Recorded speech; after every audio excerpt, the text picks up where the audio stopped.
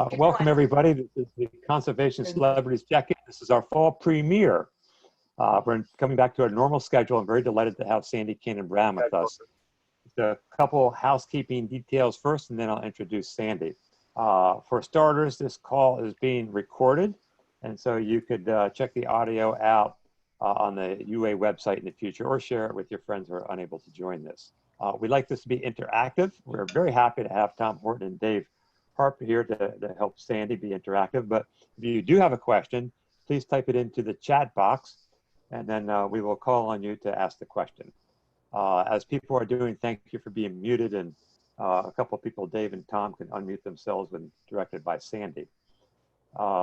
Next week's call, just a promotion for that, is going to be Dennis Liu. Dennis is the Vice President for the E.O. Wilson Foundation, a longtime friend and associate of E.O. Wilson.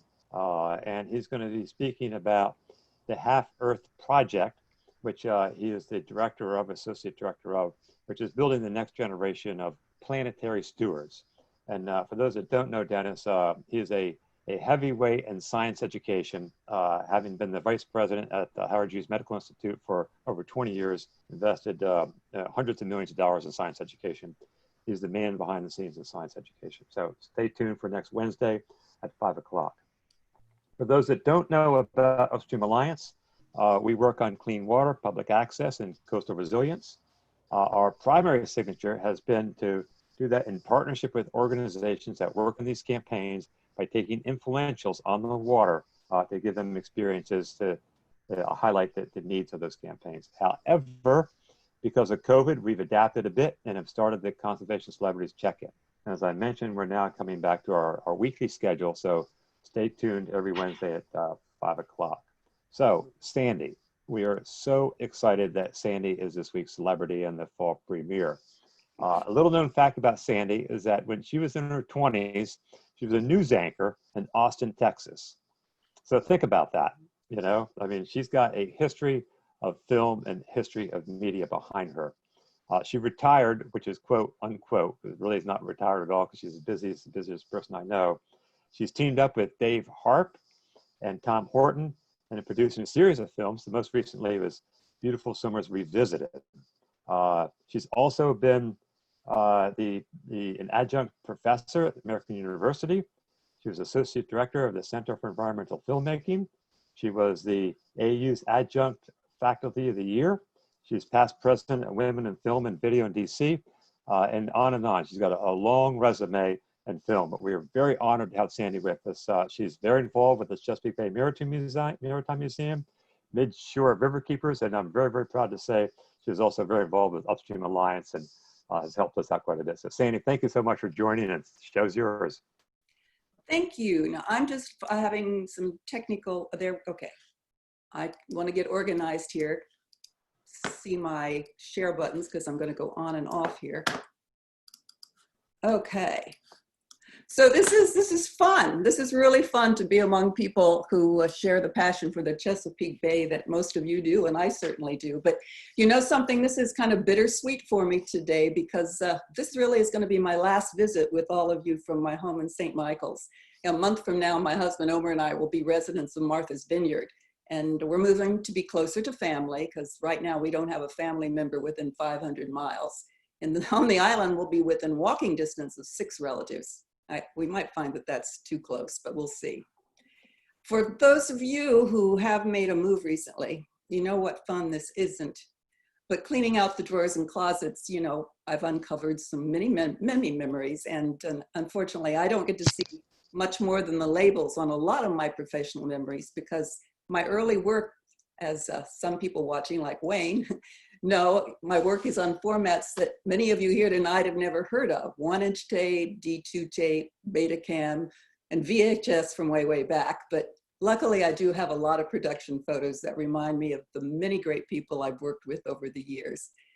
Well, and speaking of great people, here's a shout out to Don and Erica and Upstream Alliance and everyone who is supporting the wonderful work of this organization. Can't say enough about it. I had the honor of spending time with Don and Tom Horton and their cohorts 5 years ago when they circumnavigated the Delmarva Peninsula by kayak. And I think that's about a 500-mile paddle. And that was the second time they had done that. I covered that trip for Outdoors Maryland, and that aired on Maryland Public Television. I think, Erica, I think you told me it's still airing once in a while. I was only with the team for a couple of days, and those were fair weather days because I missed out on their adventures when they were marooned on Smith Island because of a hurricane or tropical storm. I remember that. And I've loved to get to know Captain Don and First Mate Janet much better in Key West over the past 2 years. There were, you know, some brutal stormy nights when we offered Don and Janet our extra guest room with a bed and a bathroom. But no, they preferred to stay in their home on the boat. And I am going to share here, if I can, just a second here, the screen. Brace yourself for us having too much fun. There you can see, that's their home in Key West. It's wonderful. We went on some nice kayak trips with them, but they prefer to be out of doors anytime they can to indoors. They walk the talk. They're fantastic people. Okay, so where was I? And you're gonna have to bear with me as I go from visuals back and forth again. But you know, our goals as environmental filmmakers and those of Upstream Alliance are really very similar. We want to connect people with their environment. You know, and Don actually takes Mohammed to the mountain, but Dave, Tom, and I, well, we bring the mountain to Mohammed when he can't physically get to where we want to show him. So about me, I think Don did a great job of bringing you up to speed on some of my background.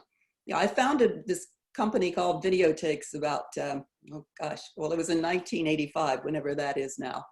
And for 15 years, Videotakes produced and directed the local broadcast of Children's Miracle Network to benefit Children's National in DC.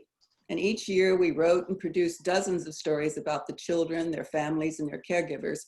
And then we directed the weekend-long telethon on WUSA 9, that's the CBS affiliate in DC. And when I say weekend-long, that's nonstop. Kristen, who's here, remembers working on those telethons. For 12 consecutive years, we produced PSAs underwritten by Miller Brewing Company that honored African Americans, and those aired on about 200 stations during Black History Month, that's February. And Videotakes also produced numerous films about renewable energy, including a 4-part series for the National Energy Renewable Laboratory, and that was called Tomorrow's Energy Today. We traveled to 40 states to learn about renewable and energy efficient technologies that were ready to move from the lab to the marketplace. I guess we produced videos for more than 100 organizations at Videotakes over a 30-year period. Well, somewhere along the way, I decided I wanted to retire to teaching, so I went back to school at American University to get my advanced degree.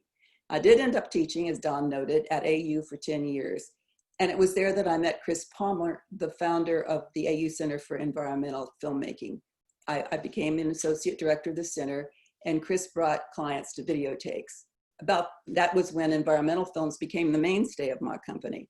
We produced films about the American Prairie Reserve in Montana, about wildlife without borders in Costa Rica, about the tropical rainforests of Ecuador, about farmers markets founded by Talbot County's own Ann Yonkers and DC restaurant owner Nora Pouillon. And then we produced a separate tribute to Nora as the owner of the first certified organic restaurant in the United States. So then, as I headed towards what I thought would be retirement, I downsized Videotakes by attrition until there was just me. This is Videotakes. You're looking at her. C'est moi. But I never retired.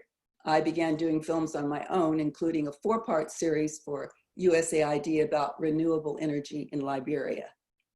Okay, so hang on. I'm finally getting this story back to the Chesapeake Bay. So as our weekends in St. Michael's became longer and longer, and Omer and I were here most of the time, I decided to focus on my own backyard. And the first documentary I produced about the Bay was with Tim Junkin, founder of what is now Shore Rivers. Don't know if anybody's with us from there, to create a film he wrote that was called Let Our Rivers Flow. The film was narrated by Tom Horton. And that's when Tom came into my radar. You're going to hear a lot about him this evening. That film inspired my first totally independent film, Spat, Bringing Oysters Back to the Chesapeake Bay. I learned to respect the watermen, but you know what? I made a couple of enemies because of this film. While the film paid tribute to the watermen, it also supported oyster sanctuaries, which closed off some oyster fishing grounds in an effort to bring back the oysters that filter our polluted bay. Most of you here tonight know all about this, that the rift between some watermen and some proponents of sanctuaries still exists quite ferociously. So I want to show you just a couple of minutes of that film. If I can remember how to do all of this. Okay, so hold on with me, folks, here. We're going to get the oyster wars. That's not an easy place to be, Sandy. So. No, it was not. Let's see here.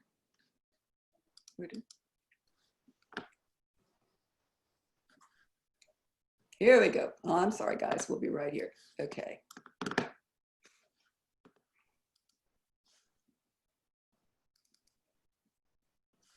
Okay. Now I have to go share this screen and play. Is that working? Working. Okay. Oh, okay. Is that live? Okay. Start. It's the first day of oyster season in Maryland. The toners are out in full force in Broad Creek, the tributary of the Eastern Shore's largest river, the mighty Choptank. Hand tonging is a traditional method of harvest. It takes somebody who is tough and has a great love of the water to do it. What they are, where they are, and doing what they're doing. It's a pretty good way to spend your life. Get up early, you get to see things that people working offices don't ever see. You feel self-rewarded. You know, it's good. It's good. You're your own boss, and you can go when you want, quit when you want, start when you want. If I had to start all over again, I'll probably do the exact same thing. Well, Kurt's right that he's his own boss, within the limitations imposed by the state of Maryland. He can fish for oysters from October 1st through March 31st, from sunrise until 3 p.m., except in January, when he can tong oysters until sunset, which is not much later than 3. He's limited to 15 bushels per day per person, or 30 bushels per boat, and the oysters he catches have to be at least 3 inches. While the hand tongers work the shallower waters of Broad Creek, divers and patent tongers with hydraulic controls and larger rakes search for oysters in deeper waters. In November, the power dredgers join the tongers for the rest of the season and are bound by even stricter regulations. Dredgers include the few remaining skipjacks that once filled the bay. Under sail, skipjacks can haul in 150 bushels per boat, but if they use motorized push boats, which most working skipjacks do, they can only dredge oysters 2 days a week. The draw of being a waterman was that big day. And that's been taken away through regulations, and it's very difficult. It's a lot more regulations, a lot less profit in the business, a lot less opportunity to have big days. They're very regulated. No matter if you're able to catch $1,000 worth of oysters, where you could do that in the past, you're scheduled, you're going to make $300 at the best, no matter how hard you work. You're stopped at $300. There's been a long history of tension between watermen and state government over fishery management and regulation. Why? Because watermen want to fish, and the state wants to save the Chesapeake oyster from extinction. It's a complicated situation. Complicated situation. So if you saw that, okay, if you saw on the other side that I was doing things here, Omer was telling me that my glasses were flashing all over the place. So we're trying to solve that one. Okay, so we are off of this share. Am I back? You're back. Okay. What this is. So about the time that I got interested in, what's going on in the Bay, I read Willie Warner's Pulitzer Prize-winning book, Beautiful Swimmers, and decided that my next film would be about crabs. And the afterword of that book begins with something like, my friend Tom Horton. Now, what's going on here? Now that I knew Tom, I called him the second that I closed the book and asked if I could come talk to him about making a movie about Warner's book. And I drove down to Salisbury, made my pitch, and he said, sure, if Dave Hart can be included. And you guys can unmute yourselves now. You may want to join in here soon. So the sidebar to this story is that you can't separate Tom and Dave. They've been one side of each other's brain since they worked together decades ago at the Baltimore Sun. And they've created about, 9 books together about the Bay, Tom writing the words and Dave capturing the images. And by the way, if you didn't catch the interview with Dave in today's Talbot's 5, you got to watch it. It's terrific. And it's a great introduction to his upcoming retrospective at the Chesapeake Bay Maritime Museum that opens later this month. Well, but just I should go back to the films here.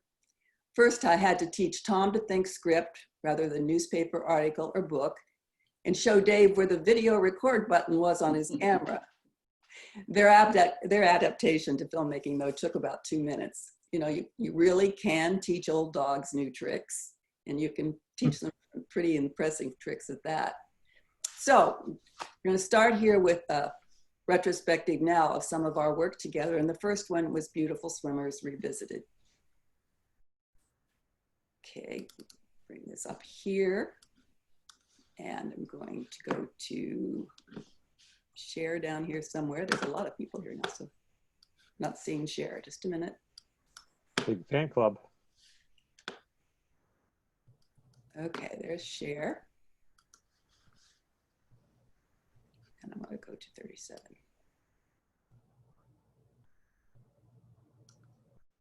And play. There you go.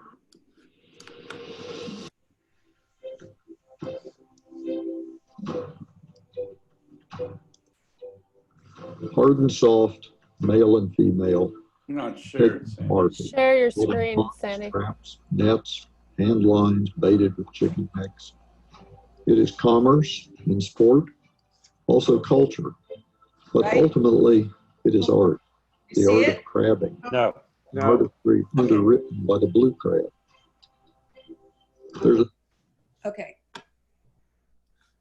Tom's got a nice voice, though. Okay, I'm gonna start over, guys, just on this one, just so I see what I'm doing. Sorry, this is a little bit tricky here. Okay. Okay, sharing my desktop. Okay, I like it. Yeah. You Going got- live. You've got a plain one there. Plain so far. You There you see, go. Oh, we're looking good. we'll get it right here, guys. Luckily, I'm among friends here. Okay. You see it? Got it. Yep. Perfect. hard and soft, male and female. We take them to market, caught in pots, traps, nets, hand lines baited with chicken necks. It is commerce in sport, also culture, but ultimately it is art, the art of crabbing, an artistry underwritten by the blue crab. There's a dance unique to the crab potter's craft, the hard driving, herky-jerky rhythm. Full speed ahead, they roar to the corks that mark their baited traps, almost in one fluid motion, hard reverse, neutral, hook the cork and hoist the catch, jam in fresh bait, dump the crabs, heave the pot back to fish again, full throttle to the next pot, 500 more to go. From Havre de Grace to Virginia Beach, up the Chop Tank and Potomac, into Baltimore's harbor, in Virginia's remotest seaside guts, more crabbers join the great dance. Gliding slowly along the marsh edges come scrapers, seeking soft crabs. Sunrise casts the eastern horizon in violets and pinks. Quickening light coaxes the colors of goldenrod and creamy blooming baccharis from the marshes. Upriver, the trot liner bends over bait, slipping through his roller, poised with all the focus of great blue heron about to strike. In the grassy marshes, dip netters sally forth, perched surfer-like from the very bow tip of their little wooden skiffs, pivoting, bracing, turning, shooting forward, but pushing their long-handled hook nets against the shallow bottom. All have their peculiar signatures, their rhythms, and their seasons under the Chesapeake sun. If water quality does go south in the Chesapeake, perhaps we can learn to farm crabs inland or import all our crab meat. That might satisfy our taste for crab cakes, but our souls would hunger. Okay.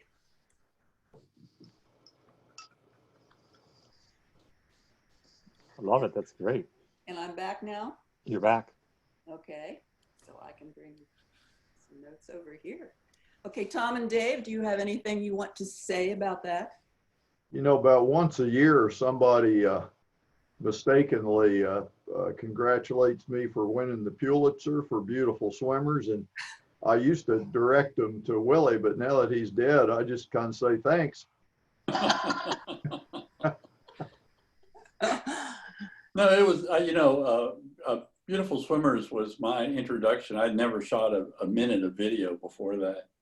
And one day we were out on the boat, the three of us, and I sort of signed on to shoot stills, which is what I knew, and help with the film. And Sandy just one day said, you know, there's another button on that camera and you should start shooting video. So I did. And I must say, you know, Tom and I had been working together for decades, and Sandy has really brought a new dimension to our work, which I certainly appreciate.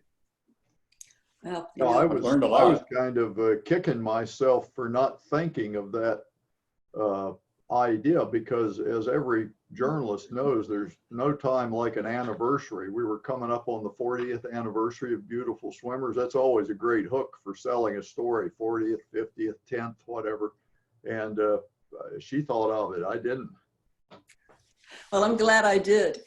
So, you know, after we did that film, Tom and Dave did get the bug for making films. And the next one, you know, I can't even remember the order that we did them, but this was Dave's idea, because Tom and Dave, and they can probably tell this better than I can, but they were out kayaking on the Honga River in Lower Dorchester County. And Tom casually said to Dave, we're about where I used to play softball at my father's hunting and fishing cabin.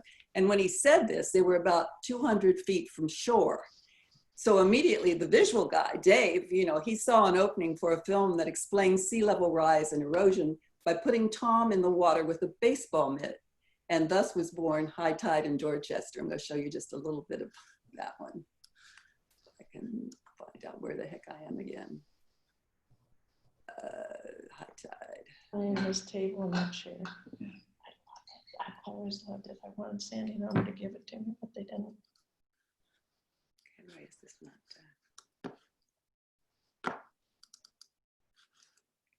Come on, High Tide, come on. This is Sometimes it takes a There we while go. for tide rise. okay. Now I will. Yeah, share your screen first. Now I share.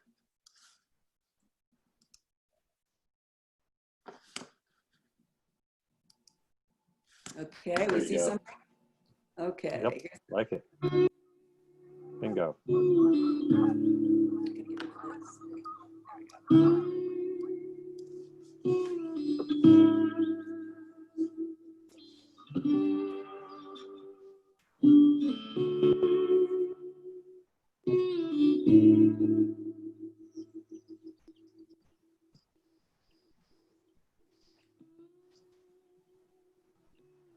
Some call it Maryland's Everglades.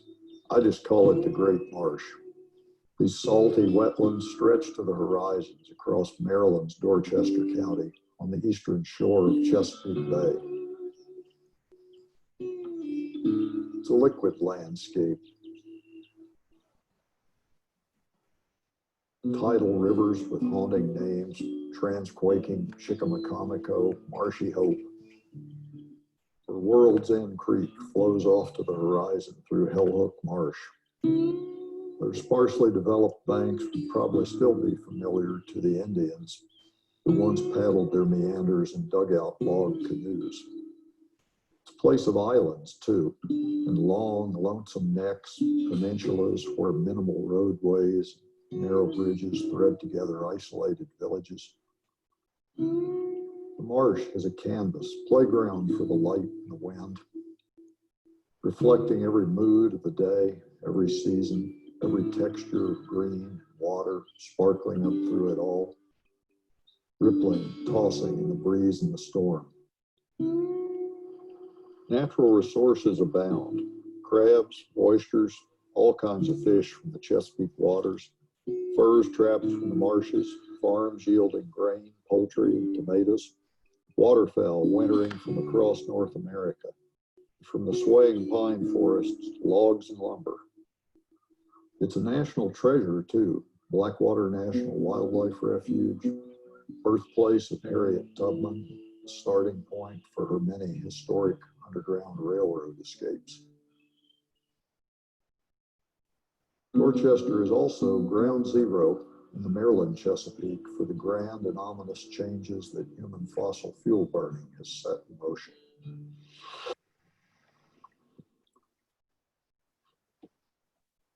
I guess you could say it's a whole new ballgame. I'm standing where I used to bat a softball around with my friends when I was a kid in the front yard of my dad's hunting and fishing cabin on the Honga River in lower Dorchester County.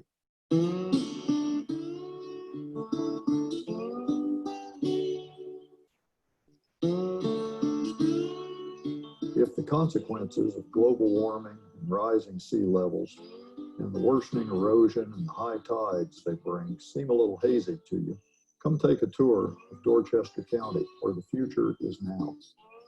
Check out the dying forests, sunken tombstones, waterlogged home foundations of communities going into the bay. Plan a bicycle trip down some of the Mid-Atlantic's most scenic country roads, but check your tide chart before you go. Cross miles of open water in the heart of the National Wildlife Refuge, where in living memory, a river wound between marshy banks. A child today in this county may see her yard, her playground, disappear at a much accelerated rate as a changing climate makes what I experience seem like just a warm-up. In another century, maybe less, this fourth largest county in Maryland by land area is going to be the 14th largest out of 23 counties. It's absolutely. Okay. I think we're getting here when I figure it out. So you're back with me? Yep, got it. Okay. Fantastic. So, by the end of this thing, we'll get it down there. Okay, so this film, High Tide in Dorchester, it's been screened in at least 200 venues from Maine to Norfolk, and it's aired on Maryland Public Television for 3 consecutive years during Chesapeake Bay Week and on other PBS stations. And it was the film that educators and environmentalists told us they'd been waiting for. It's one that not only talked about climate change, sea level rise, and erosion, but was a film that showed these realities up close and personal. And that's the way that we kind of like to make films. So Tom and Dave, any comments on High Tide? No, I've been amazed at how widely it's gotten around, even other countries. You know, a lot of times I've learned if you're teaching climate change in Australia, you're looking for good, high quality examples from other places to say, it's not just us here in Brisbane, you know, or wherever, it's Chesapeake Bay too. So there's been a lot more interest in it than I anticipated. It's been amazing. And I think probably most of the people on this webinar with us tonight have seen this film, if not more than once, but it is popular and I love it. And as I was watching this, I was getting kind of teared up because, gee, we've done some nice work together, guys. It's going to be awful hard to leave you guys. Although I'm going to continue doing their editing wherever I am. Can you keep raising money so we can afford to work? Yeah, I'm only slightly better at that than they are, but we do have to do that. So the next film on the list here is An Island Out of Time. And this was the one that was Tom's idea because he lived on Smith Island for, what, 3 years, I guess, and wrote a book by the same name, An Island Out of Time. And Smith Island has, Tom will talk more about this, but it has its environmental challenges for sure, but it's the cultural changes which have really kind of played more of a part in the diminishing population of this island. So Tom told the story, which Dave and I brought to life, and it's all told through one family, the Marshalls of Tylerton. And we have a trailer here to show you. Okay, I'm going to, so what happens over here is that my share screen things, because these gets this bigger here. Okay. Smith Island's got the same problems as other low-lying places around the bay. Some landscapes I knew there 30 years ago are beneath the waves now. But the more imminent threat is not the disappearance of land, but the disappearance of the culture and the people who have defined it for centuries. Since I left, the island's population's fallen from nearly 500 to under 200. About 40 remain full-time where I lived in Tylerton, an island within an island, connected only by water to the other villages of Ewell and Rhodes Point. When a community like Tylerton gets down to a few dozen people, it's obvious every family counts. But the Marshall family really counts. On both sides, they hark back to the beginnings of Smith Island.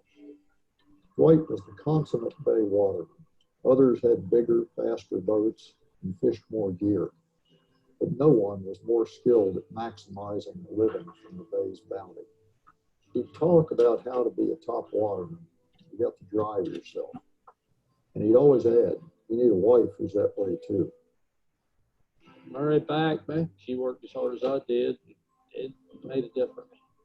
I had 4 children, and they neither one live here on the island. I'm proud of their accomplishments, but at the same time, it's sad because that's where our population is. They wanted a paid vacation and they wanted retirement. You don't have it when you work for yourself on water. The last generation of watermen are the generation after me. Most of them are in their 50s. And that's it. I mean, I don't know nobody after them. When I was a kid, you kept your house nice, your yard nice. You went to church in a suit, and watermen over home were prominent people. They were well respected and looked up upon. When you're a kid in high school and even in grade school, yeah, what do you want to be when you grow up? I'm going to be a crab potter. I'm going to be a waterman. I'm going to be a scraper. Or I'm going to be a tonger or an oysterman. That's what you would say because you'd see these big, strong men with these big, hard hands, and you wanted to be a man. I tell you, I believe I grew up in the best of times on the water. I mean, we had freedoms to work and to do things that we can't do now. And quite frankly, you can make a good living if you worked at it. Right now, they have to spend anywhere from $70,000 to $100,000 to get ready for a crab. But if you don't already have your rig, Duke, their oldest son, a successful insurance agent on the mainland, began commuting back on weekends to run a new little market he and his brother Kevin built. It wasn't to get rich, that was for sure, but it was to help the community, help me. One of the things that happened there, he wanted a good crab cake. So he said, you need to tweak this and tweak it and keep working on it to get it like we want. But it's turned into a business for me. It's like every which way I turn, I ship crab cakes all over the United States, everywhere. She's also known, you know, as the cake lady, and she didn't invent the Smith Island cake, as somebody said, but she helped make it famous. From the day that became the dessert and went public in the paper, my life took a whole new change. My phone started ringing for cakes. They called because they wanted to talk to me. I think they like to hear my bro. I also changed Smith Island's life because I think it puts Smith Island on the map. I really do. I had quadruple bypass and I had double knee replacement. And they threw me for a loop. The older you get, you wonder if you're doing right to live here or not.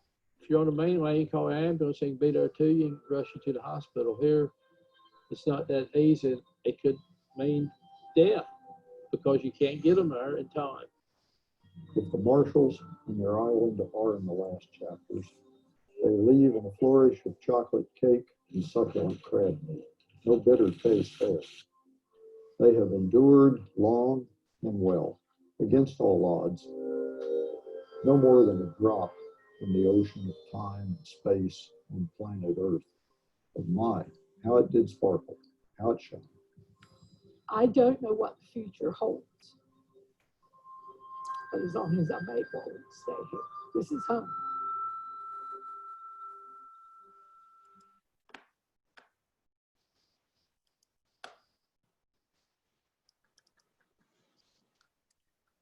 So, beautiful story. And Tom, you want to bring them up to date on what's happened since we did that?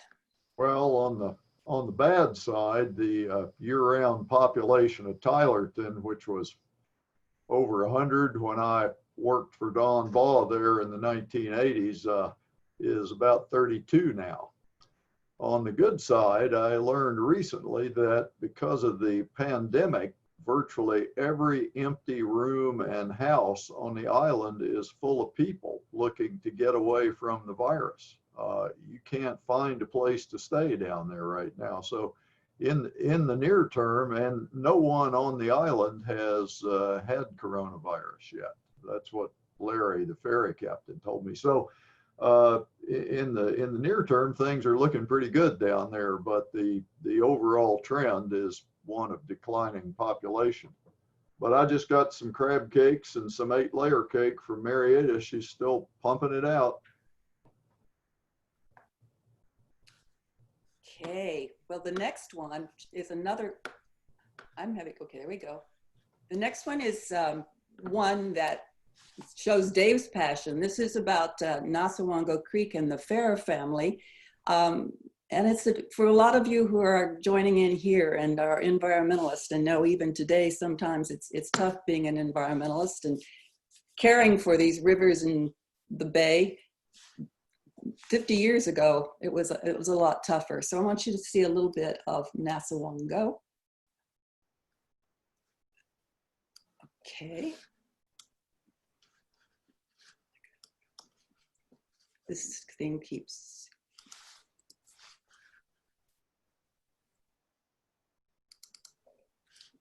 Okay, now I'm ready to share. I can get over here.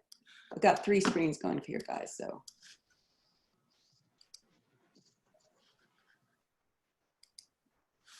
Okay.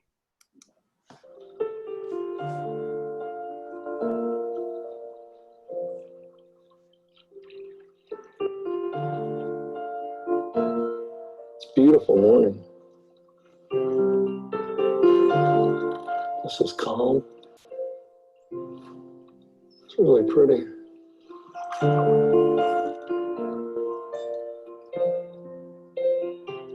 So what's a river for? For centuries, here on Maryland's lower eastern shore, the idea was to make rivers do one thing very well: move the rain off croplands quick as possible. This meant drying out swamps that used to teem with wildlife, straightening the lazy bends of rivers and creeks into efficient drainage ditches. In the 1970s, a couple of come-heres, Joe and Ilya Farrer, dared to stand up for a different vision along the Pocomoke River.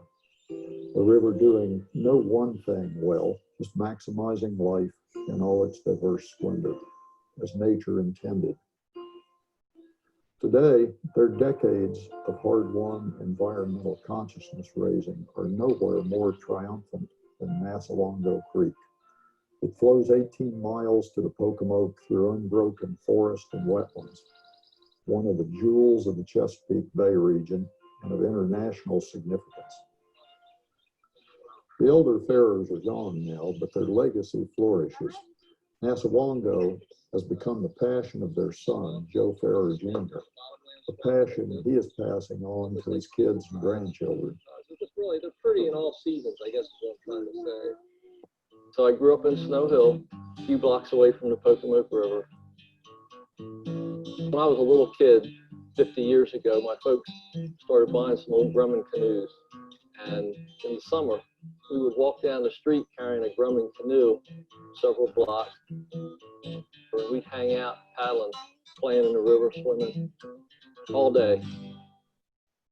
Conversations around the breakfast table or the dinner table was environmental advocacy. It was really interesting, and I just wish I paid more attention.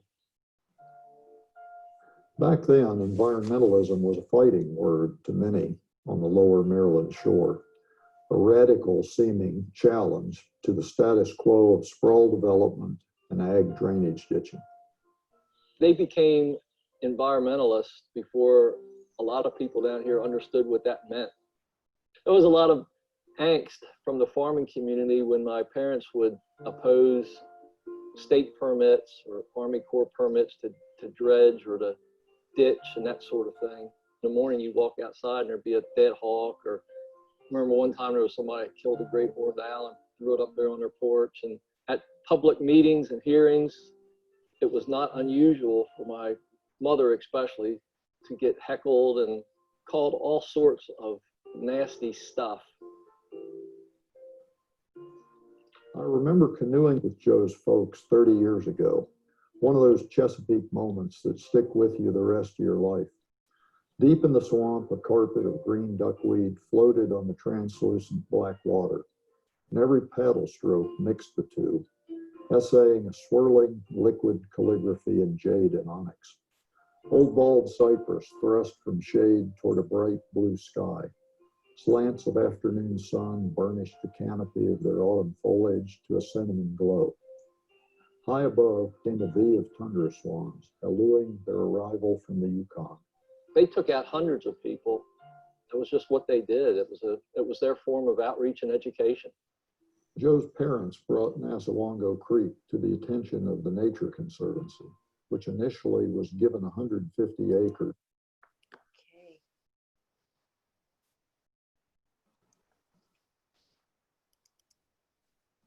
You know, I think that that film, and certainly it rings true with what Upstream Alliance is doing, is, you know, connecting people and also the legacy of the next generation, the leadership of the next generation and Joe's children. Yeah, you know, I remember too going out with Joe and Ilya on the Pocomoke on Nassawongo Creek. I've made those early black and white photographs of them. And I met Joe Jr. when he was recommended as a carpenter for a house that I was restoring in Riverton on the Nanticoke. And I had never met him before, but I knew his parents. And I said, Joe Ferrer, I think I knew your dad. So we became good friends, and we have been ever since. But I think that's an important theme in today, for today, of passing on this legacy to our children and grandchildren. And protecting it.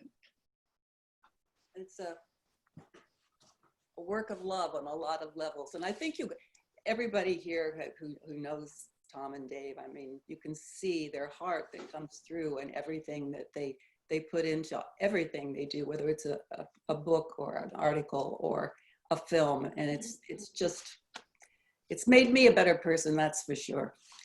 I was going to show Dave a little bit from Voice for the Rivers, but I'm going to stick with the team here with what we're doing. So what we're doing right now is one about San Domingo, Maryland. And I bet no one here has heard of it unless you knew that we're working on a film, because not even Tom had heard of it when he was growing up in Federalsburg, with just a few miles from San Domingo. It may be the oldest continuous Black community in Maryland and maybe even the United States, because it was founded in 1820 by what were believed to be free Blacks from Haiti. And now 200 years later, the elders that are led by the fabulous Quentin family are trying to keep the community and its traditions alive for generations to come. One tradition is making scrapple in late fall, and the vegans among us may want to turn your heads for the next 2 minutes, but I do want to show you what we're working on now. Okay.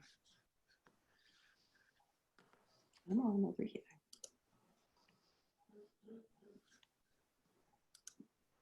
This is scrapple making last fall.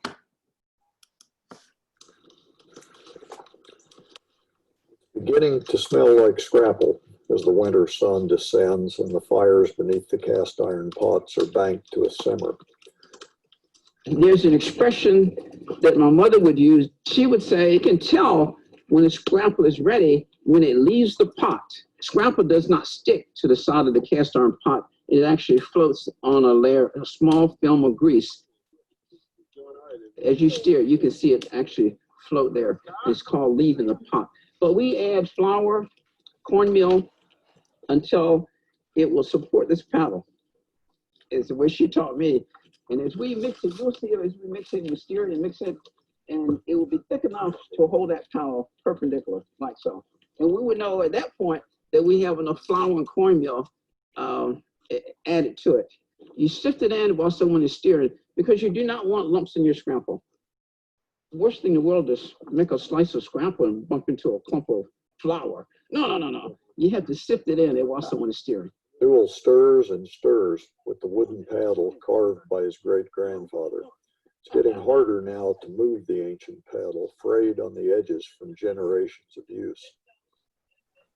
Anybody who has enough nerve to come to make scrapple with me also have enough nerve to taste it. And we say we season to taste. And as we mix it today, we will add the flour and meal, of course, to thicken it. And then we'll add salt. Well, the salt is in it now, it's cooking. And the pepper, we add red pepper, black pepper, and sage. And as we get around to mixing it, we get a spoon and all of us taste it. And we decide at that point if we added more sage or more pepper to taste. Not bad, y'all did a good job. Yes. And you can take some up to David Jr. and let him know. I will.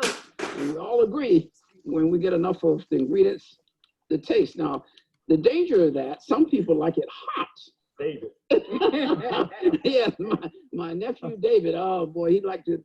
Oh, I like it mild. So when I'm having scrapple on the eggs for breakfast, I don't have to drink a pot of coffee. When the paddle stands upright on its own, the scrapple is done, and the men ladle out about 150 pounds into 3-pound rectangular aluminum pans. I took some home and made a memorable Christmas morning breakfast.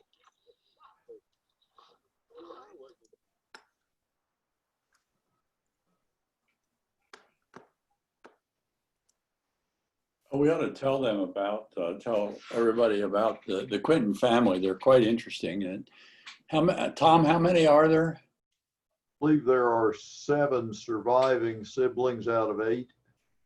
And they all went to Morgan State University. Yeah. And some of them, one of them's a doctor, and they're quite accomplished as a family. From a fairly poor upbringing, and their parents would go up to Morgan State and take cash and pay in cash as they had the money. But they educated all their kids, and they're really lovely people. Yes, and as we got into this, we found out some other things about the community. One is they have a Rosenwald school, if any of you know about that. The founder of Sears helped make, what was it, Tom, 5,000 Rosenwald schools throughout the South? And yeah, several thousand around the U.S. For the education of Black children. Yeah, they were built all over the country. And also, we found out that at least 2, Barbara, the oldest daughter, and Alma, who we interviewed during. She's in the Scrapple film, yeah. Oh yeah, she's in there. Alma's there. But both of them were at Morgan State in 1968 during riots, and they were jailed. And they tell this story, and one of them that I just love, as Alma said, she was put in a jail cell with this woman who was in there for murder.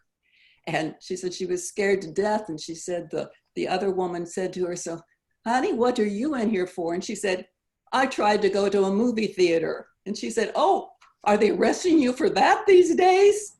Yeah. Yeah, it was 63. They were protesting the segregation of the Northwood Theater community in Baltimore, right next to Morgan State.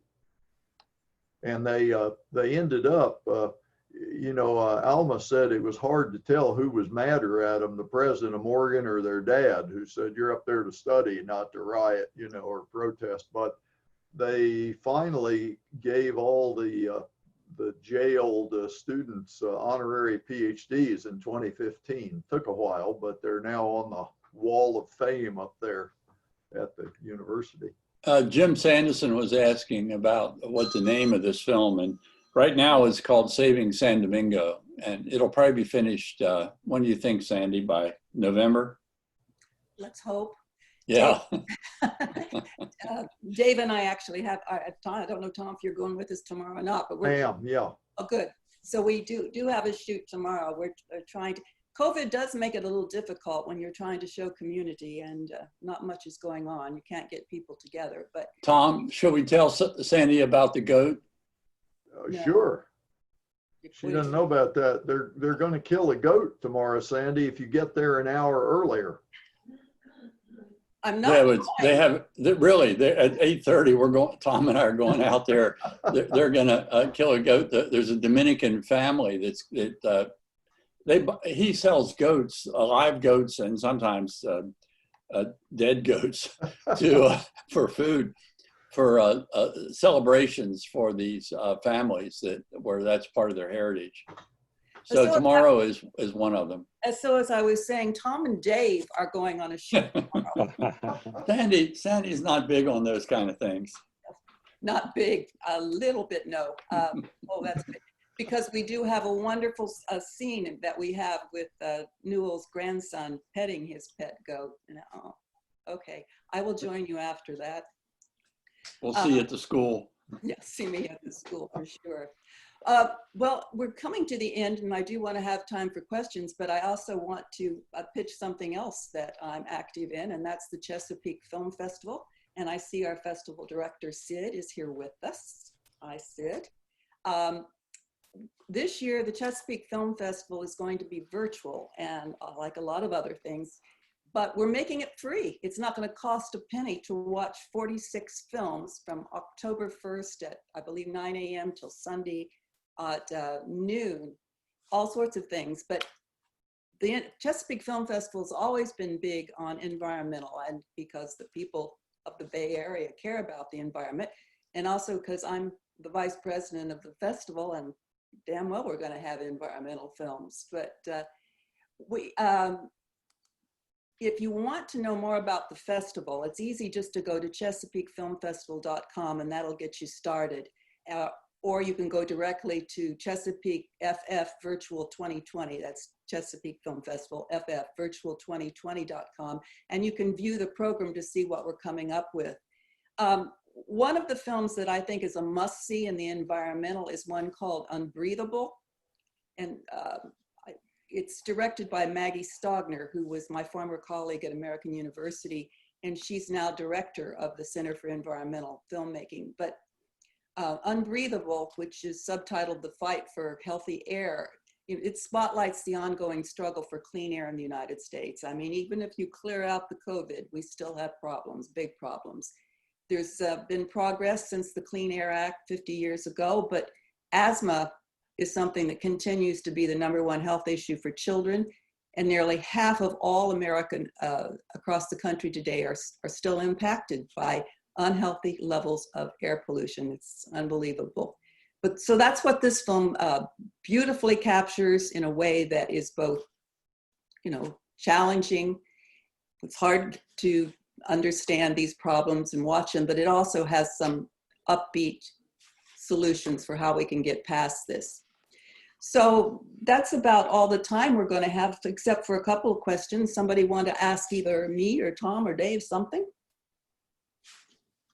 Yeah, I'll start off saying, if that's okay with the question. You know, I mean, you mentioned earlier that we're all in the same business. We tell stories, and it's so artful, the stories that you tell.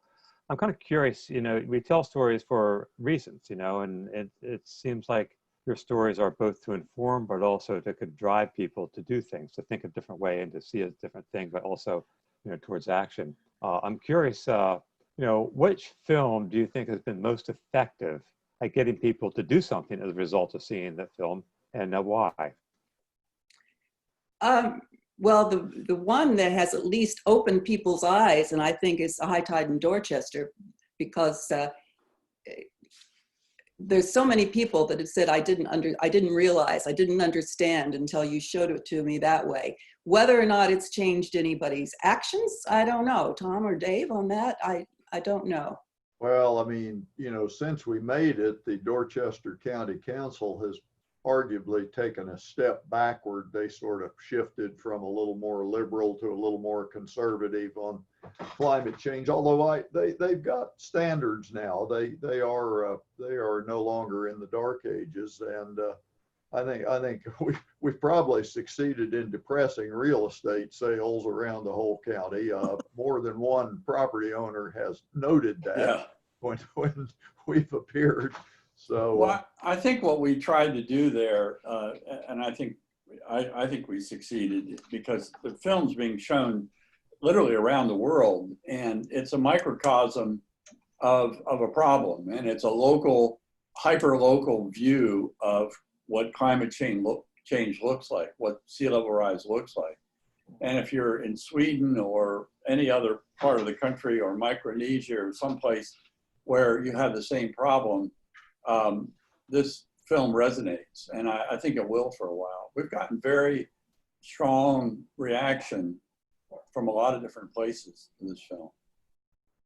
I tell you, my favorite piece of all those films, and this is just me, it's not the most photogenic, it's not the most lyrical, but it's that section in Beautiful Swimmers Revisited, where we show how doing the science, developing a random statistical sampling program for crabs in the bay after 20 some years has finally put that major seafood resource on a sustainably harvested basis. I know that's just not sexy, but it's so damn important that I show it. If I had to show one clip, that's what I'd show. Can I add something real quick, Don? Yep. Sandy is moving to Martha's Vineyard, but we are going to attempt to keep our little trio going with Tom's writing and my photography and Sandy's production and editing. She's the glue that holds everything together, so we really need her. So we're going to work remotely, just like we're talking remotely now, and she's, you know, we're going to try to do editing that way. And we're working on a film called Think Like a Watershed, which is based on Aldo Leopold's Think Like a Mountain, which we can talk about later. But we are staying together. We are going to make this work. Well, that's great news. So Sandy, if you want to make any last comments, that'd be great. I'm going to cry, that's all. No, it's been don't cry. We'll see you at the goat killing tomorrow morning. Then I will cry. Okay. Thank you for letting us show the clips of our films. We people, you know, you make films to be seen and to make a difference, and we hope we're doing our little part along the way. Well, Sandy, I know I speak for everybody. What a wonderful collection of films that you just showed us, and you know, so artful to tell the story, and so glad that your colleagues, sidekicks, Tom and Dave could join. But what a great program. So thank you. And for those that are interested, next week I mentioned earlier on the show, we've got Dennis Liu as Science Education Heavyweight. He's Vice President of the E.O. Wilson Foundation. Think about that. You know, close associate of E.O. Wilson for decades. And then following that, the following week is Peyton Robertson, who's going to talk to us about weather. and show us some of his weather apps. He's a senior executive at the National Weather Service. So Sandy, thank you so much. We're honored to have you, and thank you, Tom and Dave. I really appreciate everyone joining tonight. Bye-bye. Thanks, Sandy. Thank you. Love you all. Okay.